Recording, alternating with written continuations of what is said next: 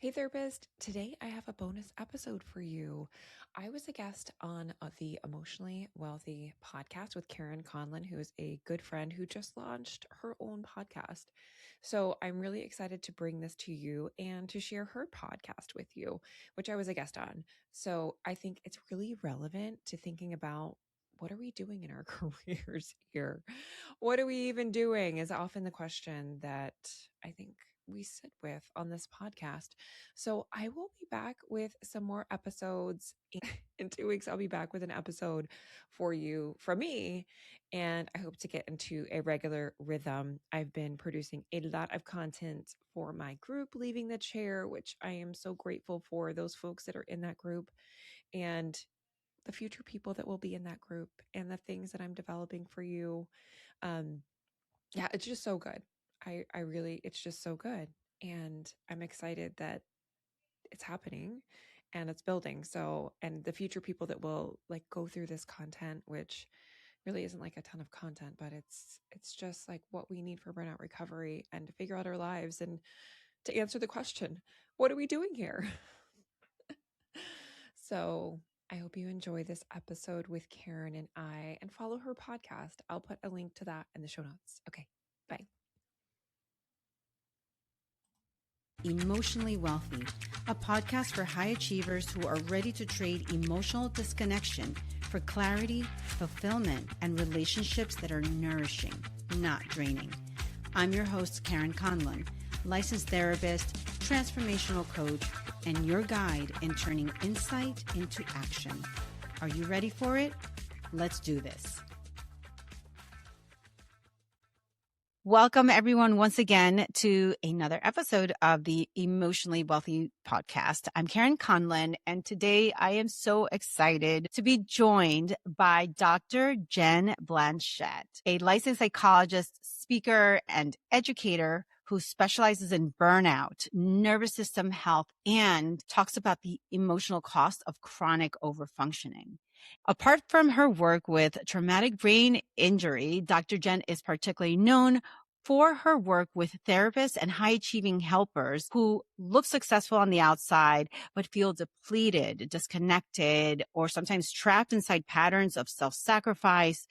Through her clinical work, writing, and conversations on her very popular podcast, the Therapist Burnout Podcast, Dr. Jen explores how so many of us learn how to equate worth with competence, endurance, and being easy. I'm so looking forward to this very grounding and honest conversation about burnout and how burnout doesn't always look like burnout.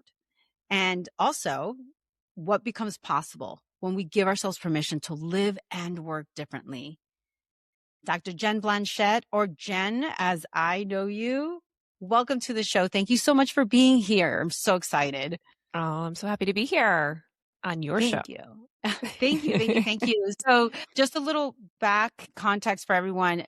Dr. Jen and I met because I was going through a bout of burnout. And I remember just listening to that, whatever episode it was. I don't think it was the first one necessarily, but I clicked on one and just everything that she said spoke to me in so many ways. I had never heard my experience being articulated in such a clear manner. And it resonated so much that I decided to reach out to her and work with her to help me through my own burnout process. So thank you for that. I'd love for you to maybe start with giving us a little bit of your backstory before you became the Therapist Burnout podcast host and really teach us all about all things burnout. Give us a little bit of background about how you ended up here. Gosh, it's like where do you start the origin story? I'm not sure.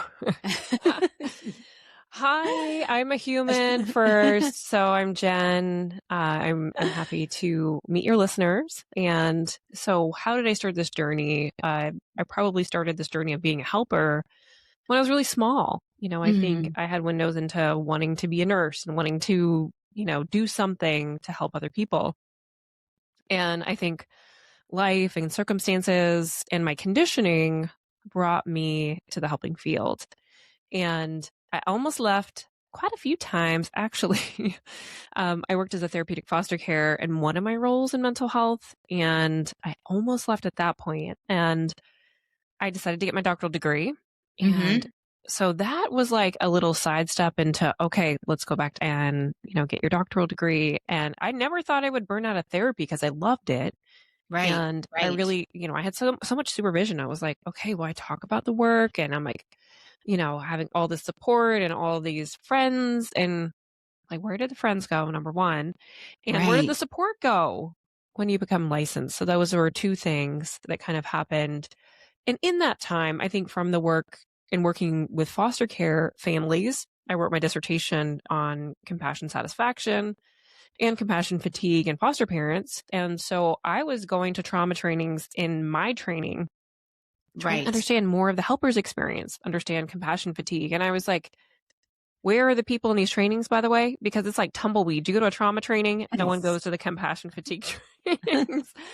So I think if you are interested in this and you want to help other people, want to help helpers in this way, I would say specifically, you're a little bit of a unicorn because I think a lot of us come to burnout, and I also came to burnout this way in full surrender. And Mm. I came to it in both ways in my career. I really wanted to study it and understand it when I was in my 20s and 30s. And then my 40s came and it really hit me hard in the pandemic as a therapist. Yeah. Jen, what was it that was going on for you in your 20s and 30s? I want to ask that because I don't know. I think in my personal experience and in other people that I've worked with, it it feels like we don't really recognize burnout until a little bit later in life. So I'm really curious about what was going on or what it was that made you realize that there was this interest in burnout so early on, relatively speaking, in your life and in your career. Mm. Yeah, I mean, I think it was in working in casework. So Yeah. as a caseworker, even though I'm a psychologist, I feel like I have a social worker lens because I worked as a caseworker. And, I think if you look at the research on burnout, Yeah. caseworkers specifically have some of the highest levels of burnout that you'll see across Yeah. fields because we're dealing with children where often have high caseloads, high responsibility. And so I really felt compelled in a way to understand, like, well, how can I help other people who are coming new into this field and feel like they really want to make a difference? So I kind of became really soured in a way. Like I was all Mhm. bright-eyed and bushy-tailed coming into the field and like, do-gooder Jen, she was going to change something. And then I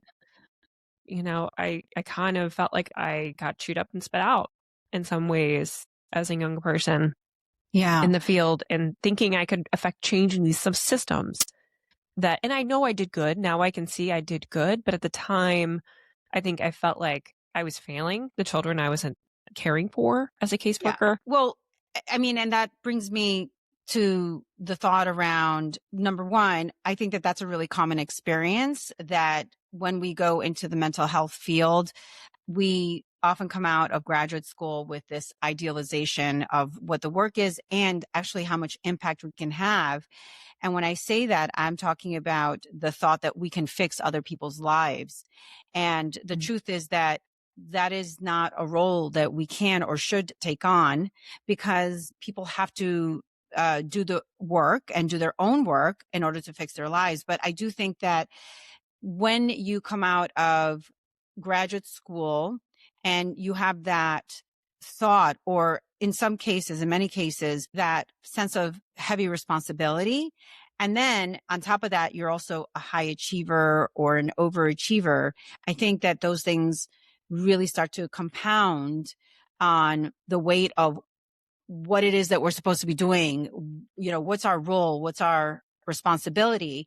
And if we are already people that see ourselves as like super capable, then that actually can be make the work a lot more difficult sometimes because it makes it difficult for us to kind of step back.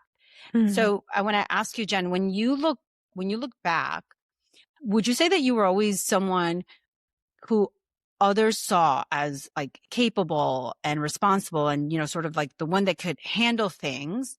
Or was that an identity that developed over time? I think you mentioned before that some of that started early on in childhood. So I'm curious, knowing what you know now, how would you say that that identity developed? Yeah. I think part of that, like feeling competent and like I knew what I was doing, I definitely felt that more in grad school. I felt like I was, I came in with a master's, a research master's. I did a experimental psych master's. I had like a orange vest and I was like recording traffic and that was fun. Right. Just in a random little like side pursuit, a side mission, just because I was like, what the hell do I do? I have a bachelor's in psychology. Okay, let's keep going to school. That seems like a good answer. Put some more Yeah. deposits in the psychology boat. Don't recommend it, but I did it and had some interest there. But that feeling competent, I think as a young person, I felt very unsure of myself. Mm, And so I think part of building, I think almost pseudo confidence was getting all the degrees. It was like, okay, well, if I have these degrees and I do know something, then yeah. I will be seen as more competent. And I feel like there is a part of me that does feel that, and that is very true. And then there's still those younger parts that feel like, what the hell are you doing? Like, what are you Yeah. doing here? And I think that always shows up for anyone. Anyways. Yeah. And as a matter of fact, many of the people listening to this podcast were raised with the idea to be kind of good and accommodating and high performing, whether it was a direct verbal message or an indirect nonverbal message. And so I'm curious about when you first noticed how those early lessons were shaping the way that you worked or related, or even how you push yourself. Like, when did that self-awareness first really start to become solidified for you? Yeah, I mean, for me, I think it was gradual, and some of it was the socialization in the field, Mm, with, I think I remember distinctly this one situation where I was a caseworker and my dad was retiring from the government and I wanted to go to his retirement and my caseworker supervisor said, you can't go. You have, mm, I forget the type of meeting that we had when this was one in my 20s. So it's like 20 years ago. Anyway, my kid had a huge meeting that I was a caseworker for. And well, you have to be there at that meeting. And so I didn't go. mm, And I was like, well, I, I guess I have to be there for my job. And so that was one of those, I think, flashbulb memories. Not that yeah. it is a flashbulb memory, but for me, it is because it's a different thing. But it's something that stands out to me as being like, why am I asked to do this? And that's not specific to the mental health field, but I think these themes of we we sacrifice of Mhm. ourselves to do the work, and that's part of what's the expectation, that you give something you really don't have to give, or you shouldn't. I should have been there at my dad's retirement party. Mm.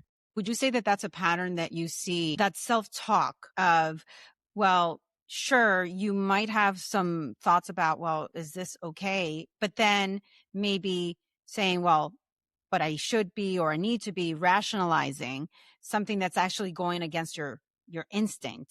Is that a pattern that you continue to see within yourself, or even now, as you've been spending so many years working with people, helpers, therapists, that you see with people who are outwardly competent, but maybe inwardly exhausted?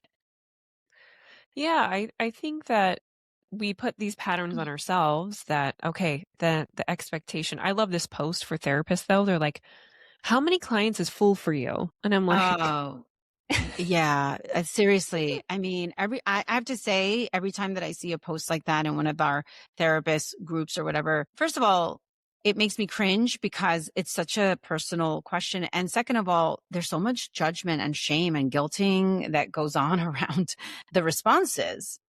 yeah. And even because I'm in these forums sometimes, I'm just like a lurker looking, Yeah. like, I'm like, what are people talking about? And they'll get feedback. I just, one came to my mind of their clinical expectation. They were needing to be like 25 hours face to face clinical time. That's like Mm, face to face time if you're not a therapist in front of a client. That doesn't Yeah. count all the other work that you need to do. That's right. And they That's couldn't right. do that. And then they felt like they were getting written up because they weren't able to meet that expectation. And then they felt like a failure because they weren't able to do that. Yeah. And so what that tells me is that there's a certain amount of overfunctioning that's happening. And at the same time, a lack of recognition, either because your job doesn't allow it or your finances or your personal situation. But it sounds to me like there's this constant overfunctioning that happens and gets to a boiling point where our brains, our bodies kind of give out. And that shows up in different ways. But that overfunctioning that you're talking about here, um, I'm curious about, in your experience, how do people talk to themselves about it? Are they really admitting or able to acknowledge that that's what's happening? Tell me about some of the narratives that you've Yeah. heard, and maybe even some of the ones that you've said to yourself Yeah. I about what's mean, happening. one I talk about on my podcast all the time is that I don't trust myself, is one thing I said in the height of my burnout for probably a good year, that I don't trust myself. My body's betrayed me. Mm, yeah. And I think working with a therapist is just the deep feeling of failure that, how could I have gotten this wrong? Like, what am I even going to do now that I can't do this job and this career that I spent really all my life working up to do? And Yeah. I think it's a hard reality to sit with, just like when you think of, okay, I dreamt of this career possibly my whole life, or maybe part of your young life you spent. For me, it was, geez, out of school, at least a Mm-hmm. decade or more to get to the point where I got. And my personal story was opening and closing a private practice where I felt like, okay, this is what I thought was the end goal. This is where I kind of arrived and I landed, and this was the destination. I didn't like where I was. And then Yeah. it's sitting with that reality of, I don't want to do this anymore. Like, what does this even mean? What happened to you then? What happened when you started to question these choices? And was the fact that you were questioning these choices clashing with your sense of duty and your sense of, achievement, and your sense of, well, but I've dedicated myself to this. There's a lot of money and time and effort being put into this. I'm curious about, what that internal experience was for you. So much. I think there was one part was like the duty I felt to my clients, which I know that Mm-hmm. you will understand, having a Mm-hmm. therapy practice and holding on to people's stories. And, you'll see in a sitcom, what was I watching? SVU, because I like watching SVU, right? Yeah. And they go through something horrible in the show, and they both, one of them goes, "Are you okay? I got a therapist." And the other Right. one, "Well, are you okay with that? I have a therapist too." Yeah. I'm like, damn, they are really, they're putting a lot on that therapist right now to carry them through seeing some horrific crime scene.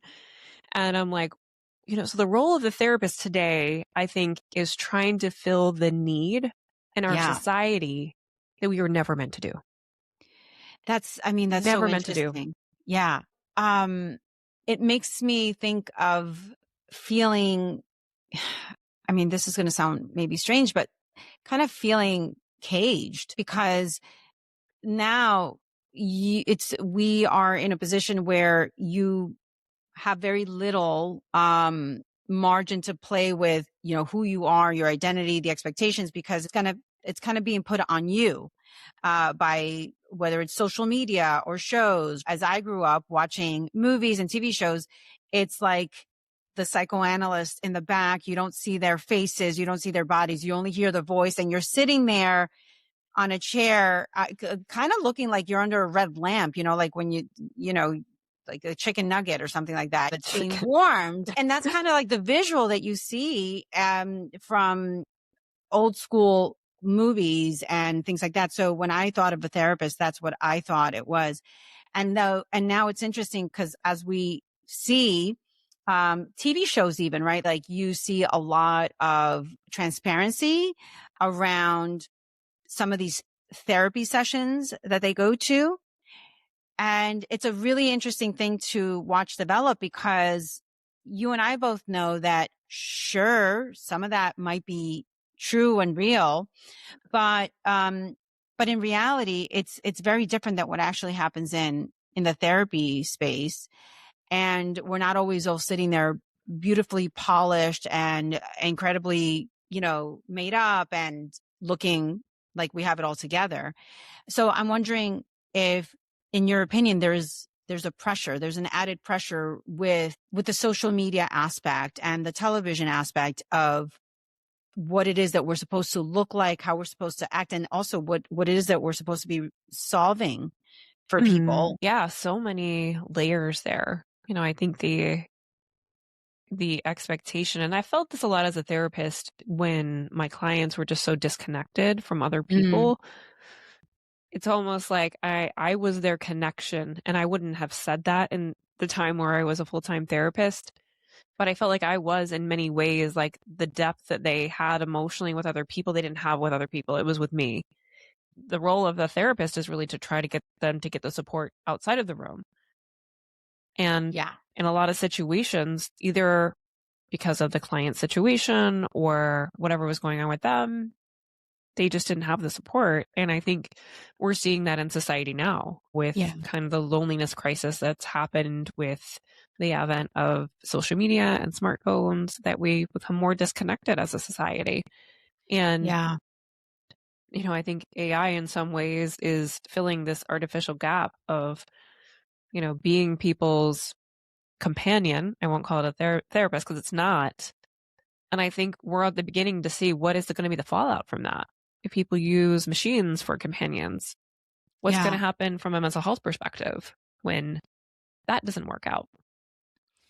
So I'm glad that you brought up AI as another layer, because as you and I both know, this is, I mean, I don't know if it feels like exaggerating when I say it's a critical point, but I think that when you have people who are going to AI to use as a therapist, and by the way, I don't have an issue with people going to AI and kind of putting in a problem, and right, but what No, we're I do talking, that. I mean, I think it's right? it's a good use case if you have like an interpersonal problem, or you can kind of say, "Hey, I'm looping on this thought. Can you help me? I just need to get this thought out." Okay, great. That's a Yeah, specific use case to use it for, but not as an emotional support that yeah, where that is the only person you're telling these difficult things to in your life.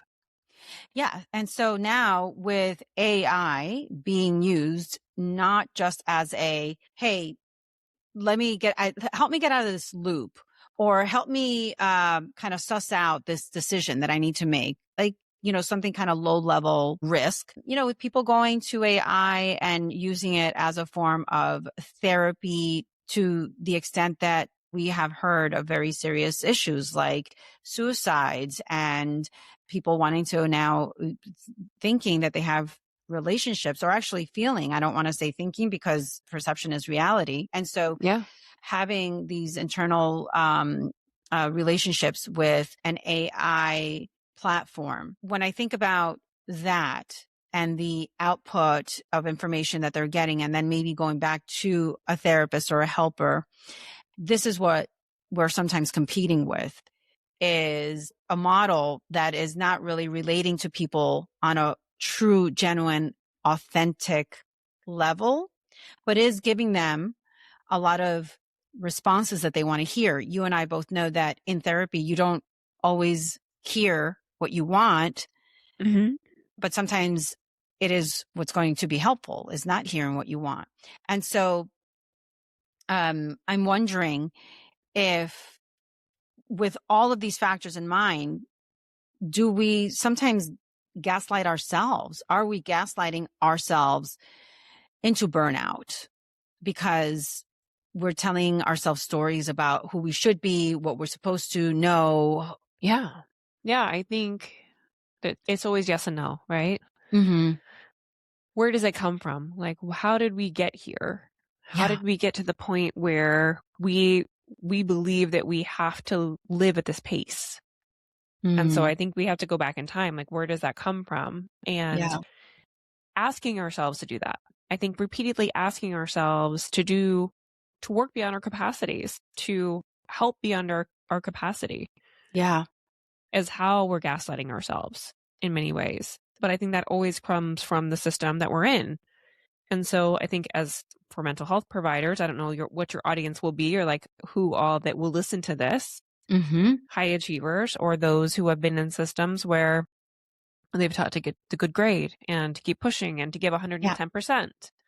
And what that gets you, you can do that for a certain amount of time until you can't. And I think a lot of times we think the fix is to push harder. And when we tell ourselves that and we beat ourselves up in a way to do it, it's only going to land us into a place where we can't do anymore. And then we have to look at ourselves again. So I think in that way, we can gaslight ourselves until we start to sit with like true surrender of, I can't live this way. This isn't the life that I want. And I think everyone has to come to that conclusion for themselves. But in many ways, I would see that as self-gaslighting. Yeah. Well, and in that same thread, for those listeners who maybe have never fully understood burnout or what that self-gaslighting even sounds like, can you give us some examples of that narrative or like that self-talk, some of the things, very specific things that you have heard or maybe even, like I said before, said to yourself?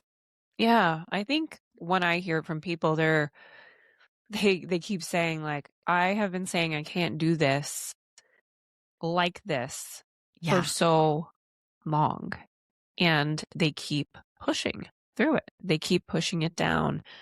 And I think especially one of the things that for therapists specifically, we struggle with interoception. And this is true for many women who are in helping professions. What is interoception, if you can explain that to us? Sure. Interoception is being able to understand your body's signals. Like, I have to pee. I am thirsty. I need to eat. And I saw this a lot. I cared for a good number of nurses too. Yeah. And especially for them, because I think they just go into that, and for probably first responders and things of that nature. I'm not one, haven't been one. But if you are in that situation where you are on and you are caring and it's like stakes are life or death right there. Yep. It makes sense that for this short term, you need to have those signals, and that will happen when we're in a sympathetic dominance. When we're in fight or flight, those signals need to die down so we can be present on the task at hand. Running from the cheetah. Yeah. In this situation, even for a therapist, if we were in a crisis with a client, our nervous system gets dysregulated. So we might push down some of those signals. It continues when we're outside of that situation. Right. So we keep pushing, and our body is giving us these little nudges. It's like, hey, start to like, hey, we're hungry. Hey, we can't do this. Hey, you've been like this all day. I'm like, if you're on listening to this on audio, I'm kind of in the computer position where my shoulders are up to my ears. And that has happened to me even recently. Like I can't, there's just so much writing that I can do in the role that I work. And so last week I had to really be mindful of my body like all week to get it out of a chronic flare. So now my body is like, you don't take care of me, I'm taking you out, girl. Out. Yeah. Out. But I think for people that have dealt with burnout, I think you can recognize the signs more readily. But when it happens, and this is a very interesting process, when I'm talking with people on burnout, there's not like burnout prevention. That's stress management. Right. Yeah, that's good. Do that. You know, do your wellness, work out, do all that stuff. When you are in burnout, it's like the signs are gone. You are you're burnt. I really say you're burnt, you're not burnout.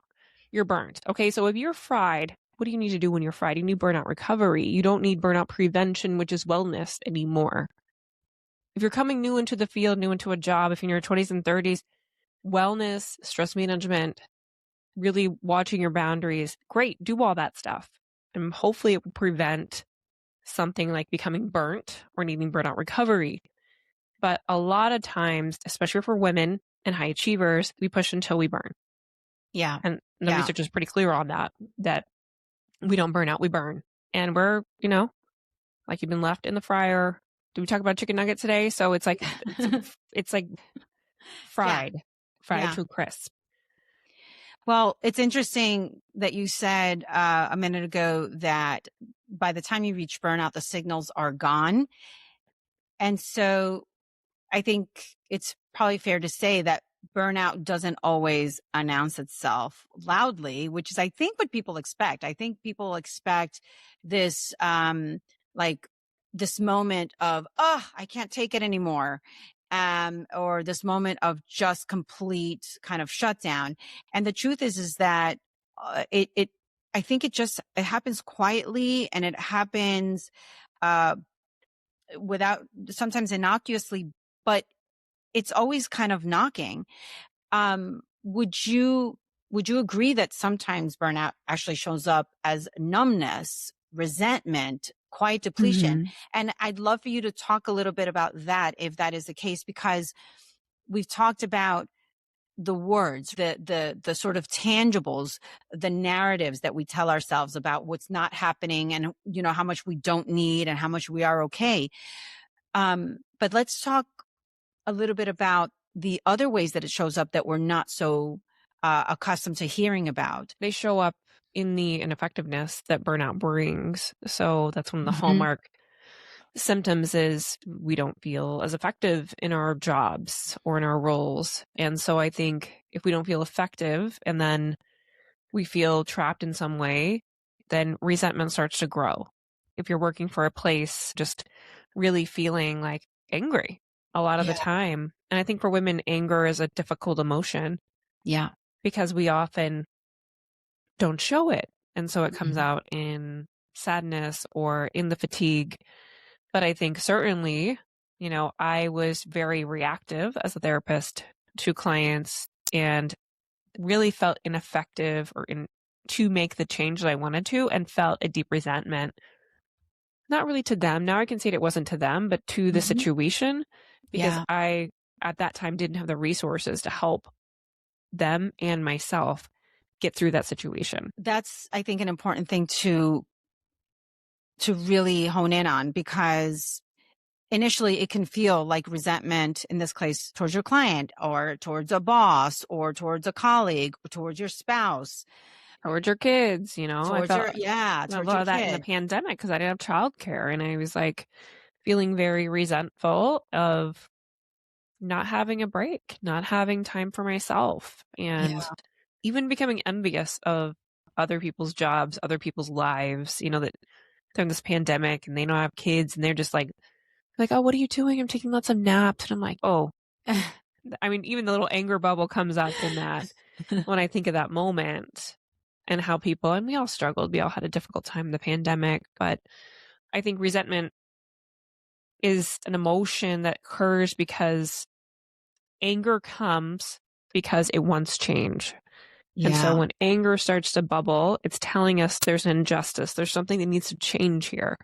And so it is not a positive or negative emotion. It is an emotion we have as humans. Yeah. And it's trying to motivate us towards change. It's trying to get us out of this situation. So it's a motivating emotion, although not always pleasant to experience. But I think if we listen to it, it has a message for us. Yeah. What is it speaking? So if someone who's listening to this now, I would ask them, like, what is it saying? What needs to change?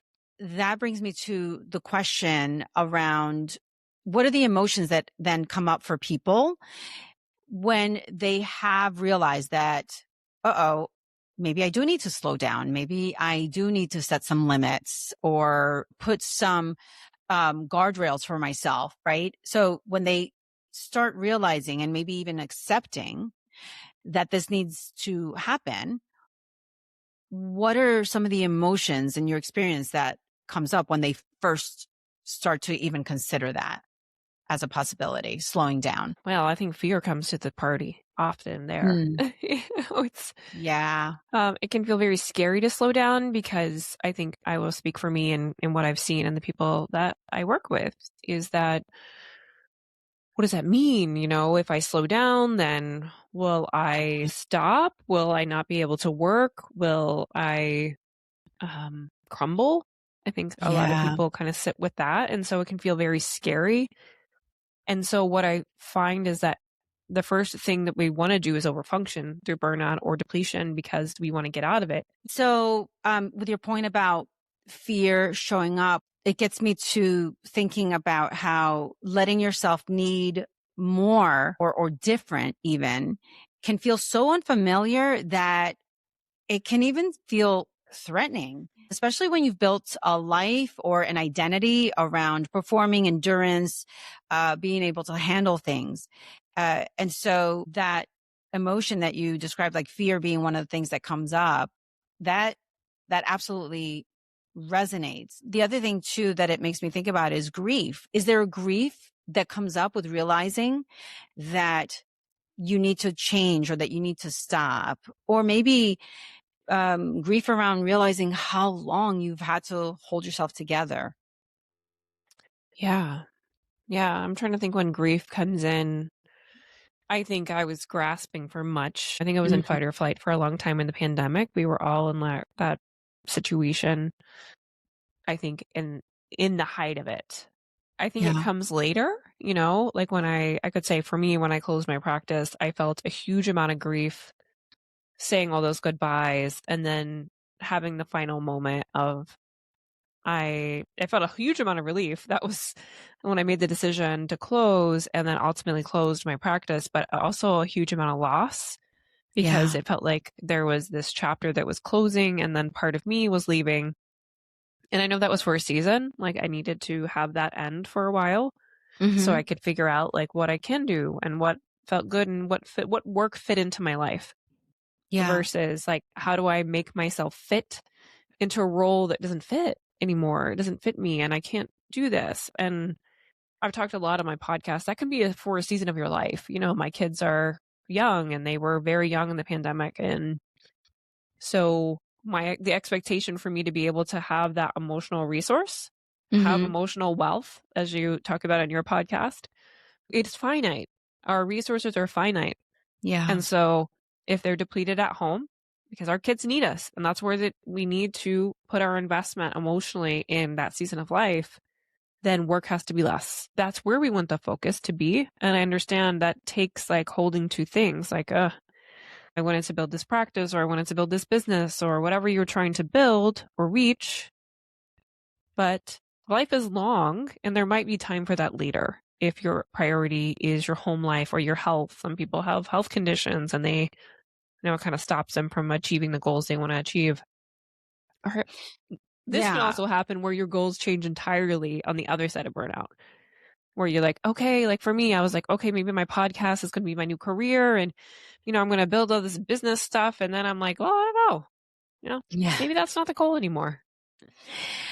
So, I mean, it sounds to me like you went from you've been able to go from keeping yourself in a bit of a rigid mindset around what you can and should be doing to now, over the years, I guess redefining success or productivity. And one of the things that you've said in the past that truly resonated with me was you spoke about softening ambition rather than abandoning it. That spoke to me greatly because one of the fears, as what I call myself, a recovering high achiever, is that I have a lot of fears around abandoning ambition. Uh, but what you said there really helped give me permission when you said, well, what about softening it, right? To give myself a little bit more grace and slowing down, making it okay to slow down. So I'm curious for you, Jen, that redefining of success or productivity and softening your ambition, even like you were saying before, I thought the podcast was maybe going to do this and maybe now it's not that and it's okay. How would you say that has changed the way that you relate to yourself on Hmm. the day to day? What has changed about how you talk to yourself when things are not exactly going the way that you wanted them to or expected them to, for example? Yeah, I think softening. I think, has you be softer to yourself. And Mm-hmm. so if I don't have an ambitious goal anymore, Yeah. if my first goal is to like really have a container for work and for life that keeps me grounded as a Yeah. mother and as an employee. I'm not an employee, but I work contract for somebody. Like my work has to be in a certain silo so that I have enough resources. Mm-hmm. And whatever is left over is part of that. Like, okay, well, maybe I still want to grow my podcast. Maybe I still want to do these other things. I think if we think of the timetable as like I'm building my podcast over years, not months, not okay. And this is a good example. I'll take you an example. I'll give you an example. So I first launched a podcast in 2021. Mm-hmm. It was the TBI Therapist podcast. I podcasted on TBI. And I was like, no one is out here doing this. No one is talking about what people who have a TBI need. And my thing was like, okay, maybe I'm going to launch this private or this full fee private practice. And that's how I'm going to generate income. I'm going to get out of insurance, which I wasn't making the income I needed to make. Not that Mm-hmm. I wanted to make the income I needed to make to support my family. So it wasn't a want, it was a need because I was not making the money I needed to make doing an insurance-based practice. Mm-hmm. And so I had this ambition, but I was burnt out. I didn't have the emotional resources and the bandwidth to do it. And I launched a group once. I put one thing on Facebook, one thing out to my small little list, and I took that as no one signed up for it. That failed Right. because I didn't Right. have the resources. I didn't realize that write a book or to do a podcast or the arc of that is in years, Yeah. not months, not months. Mm-hmm. And I think when I launched the second podcast, I knew that. And I had much less success tied to it as this is a creative endeavor. And I heard this from Jason Branch, who, if you haven't found Jason Branch in your life, he's great. He hosts a Three Parallels podcast. And one thing he said on his podcast was, I am funding my healing on this podcast. And if nothing else, if I funded Wow. my own healing by hosting the Therapist Burnout podcast, and I know it wasn't my own healing that was the only thing that happened there, I think I helped with other people's healing, then it was worth it. And Yeah. so for these creative endeavors, I think it has to be something greater than yourself, because if just doing it was the thing that you did and you said, hey, I have this desire to do this thing, then you can say, I did it. I gave it a good effort. And I feel good about this work that I put into the world. And Yeah. so I think part of softening the ambition is softening like the outcomes with it. Like I am Yeah. just going to count uploads versus downloads. What comes up for me when you say that, and thank you so much for sharing that about that podcast. I'm definitely going to check it out. I love that message because it really reminds us that if we can redefine or refocus what we're doing as a mission or a self-healing rather than it being a goal or something to achieve or productivity, I think that helps to soften what we're trying to do and really take some of that pressure off. It just reminds us that wanting to soften your ambition does not mean that you have failed or that you've lost your edge. And I think that's an important reminder for the high achievers and the overachievers that listen to this podcast, because high achieving and overachieving within the context of emotional wealth or emotionally wealthy, as I define it, doesn't necessarily have anything to do with money, success, or that type of achievement. It's really more about what are the things that have conditioned us? What are the factors, the environments that have conditioned us to think that achievement and productivity are the only worth or ways that we can be valued. So thank you so much for reminding us of that and for giving us that resource. And also with just one more, like Liz Gilbert talks about having no cherished outcomes. And I think that's a really good thing to think about when we launch something that is creative in some way, whether it be a book or a podcast or something like that, because it is this creative thing that you're putting in this world, and it's not your baby. It's almost like a bird you're setting free. It's like, here's the bird. It's going. I don't know where it's going to go. It could, if it was a book, maybe it'd be a bestseller. Maybe it won't. Maybe it's just an idea out there, and not all things will hit.